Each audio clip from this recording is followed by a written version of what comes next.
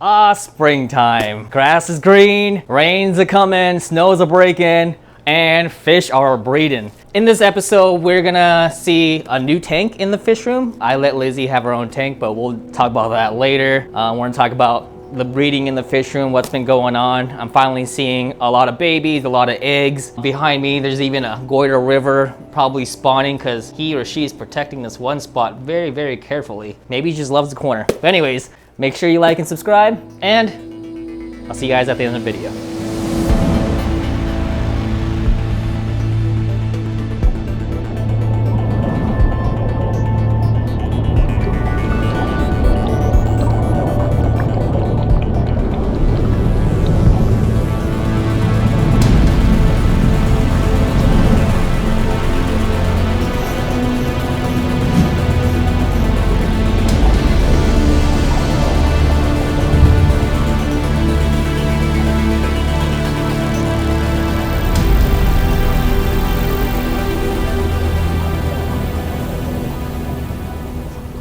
Alright, so there's the fish room. We're gonna go over to Lizzie's tank over here real quick.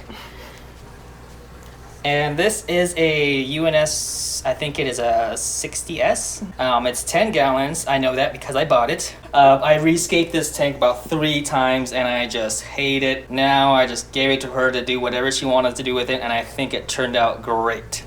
So what was your inspiration behind something like this? Thanks. I don't know. I think for never owning a shallow tank before, I wasn't really sure what to do at first, but I know I wanted to do like a pond style.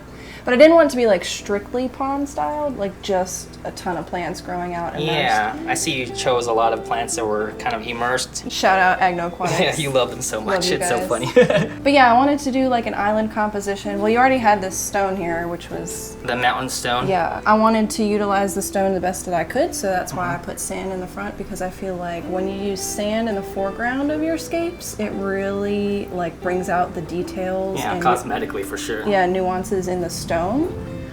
Versus just putting it on soil, because you had a carpet going and it was kind of, you know, covering up some pretty details of the stone that I wanted to like highlight. And the wood you use is obviously from Tom Barr himself. Yeah. I bought $100 worth of wood. The rest of it's like over here. Yeah, the wood is special for sure. Yeah, so that was really exciting to get to use some Tom Barr manzanita, because I've only ever heard about it on the internet, and here it is in real life in my hands, so that was really exciting.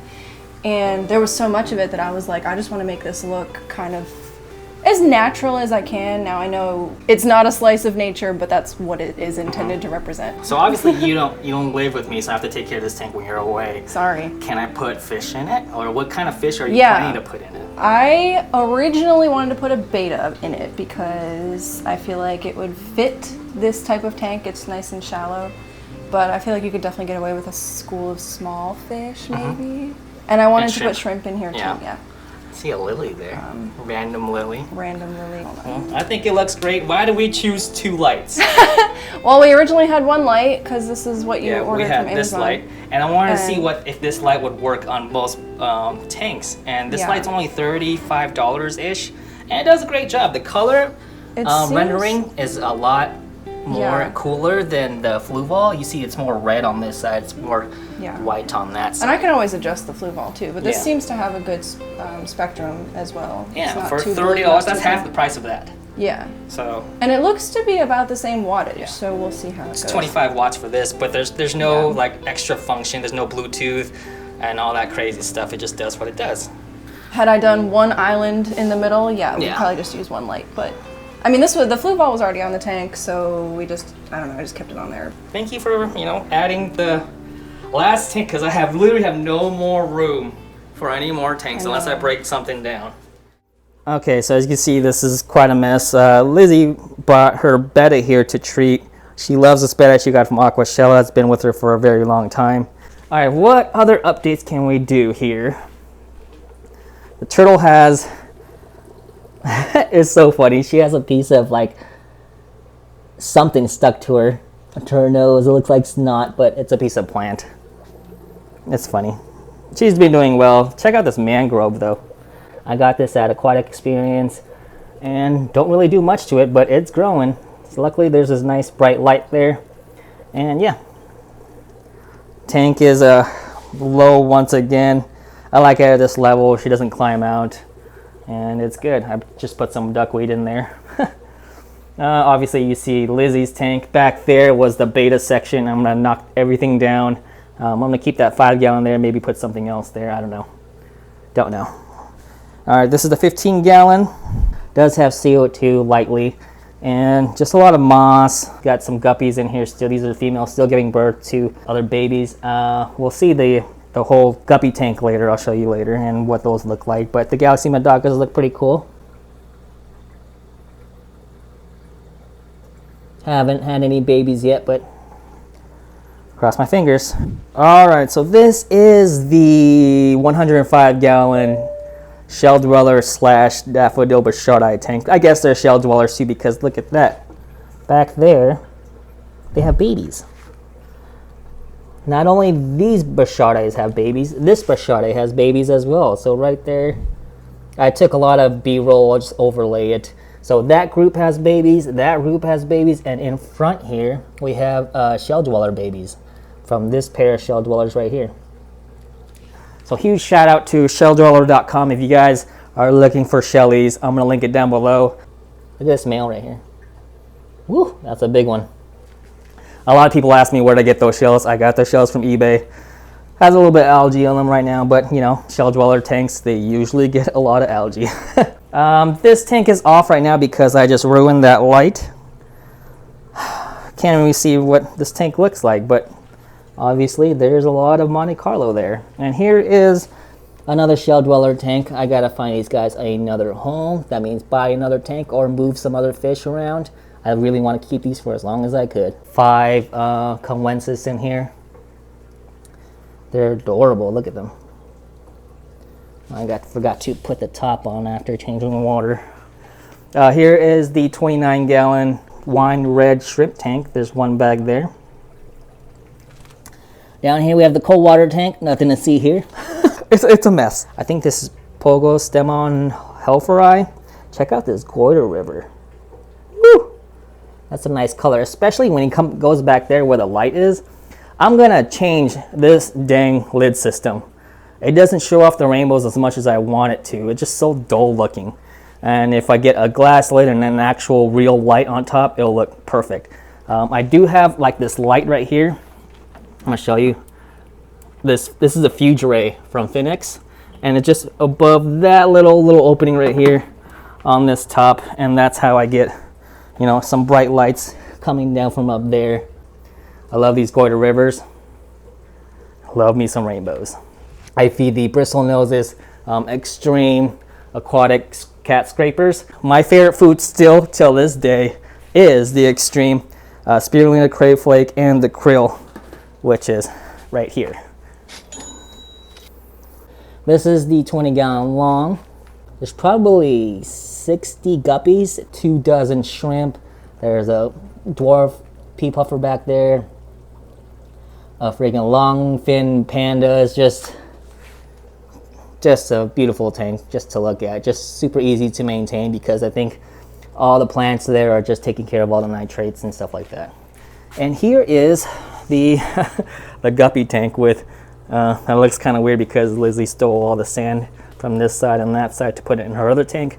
I'll just have to get new sand and put it down.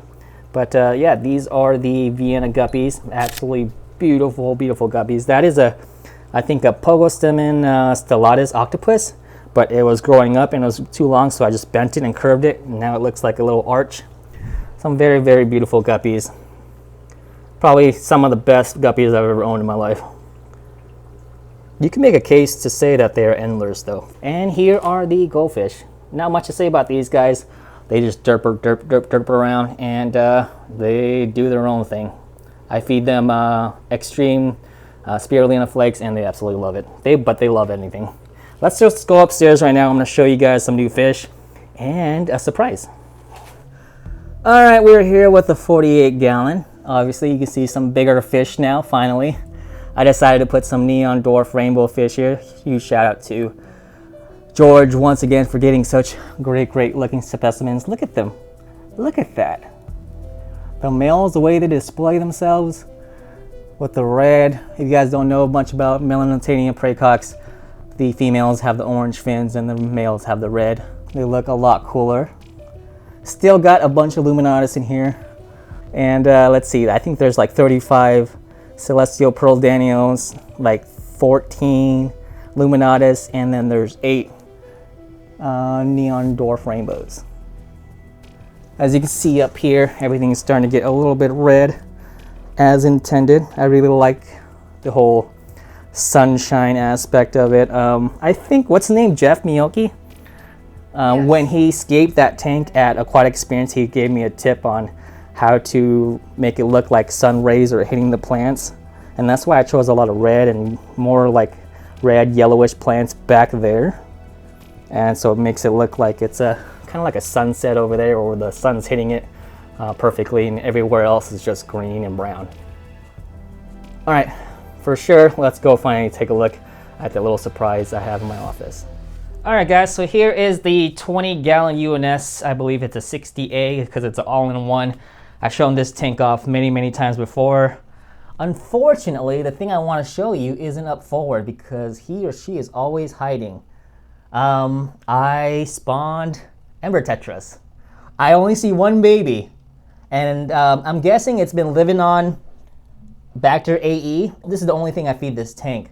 So, I don't know, I never spawned a Tetra before. I'm pretty sure because of all the greenery and everything like that, it helps them hide. Here's a better look at everything up front. You can see 4 Ember Tetras right there.